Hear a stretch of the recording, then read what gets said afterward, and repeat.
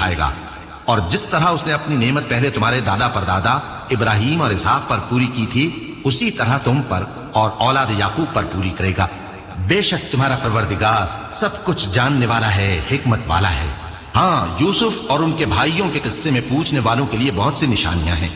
جب انہوں نے آپس میں تذکرہ کیا کہ یوسف اور اس کا بھائی ابا کو ہم سے زیادہ پیارے ہیں، حالانکہ ہم جماعت کی جماعت ہیں، کچھ شک نہیں کہ ابا کھلی غلطی پر ہیں۔ یوسف کو یا تو جان سے مار ڈالو یا کسی ملک میں پھینک آؤ، پھر ابا کی توجہ صرف تمہاری طرف ہو جائے گی، اور اس کے بعد تم نیک لوگوں میں ہو جاؤ گے۔ ان میں سے ایک کہنے والے نے کہا کہ یوسف کو جان سے نہ مارو، کسی اندھے کنویں میں ڈال دو کہ کوئی راہگیر اسے نکال کر کسی دوسرے ملک میں لے جائے گا۔ اگر تم کو کرنا ہی ہے تو یوں کرو۔ یہ مشورہ کر کے وہ اپنے والد سے کہنے لگے کہ ابا جان، کیا سبب ہے کہ آپ یوسف کے بارے میں ہمارا اعتبار نہیں کرتے، حالانکہ ہم اس کے خیر خواہ ہیں؟ کل اسے ہمارے ساتھ بھیج دیجئے کہ خوب میوے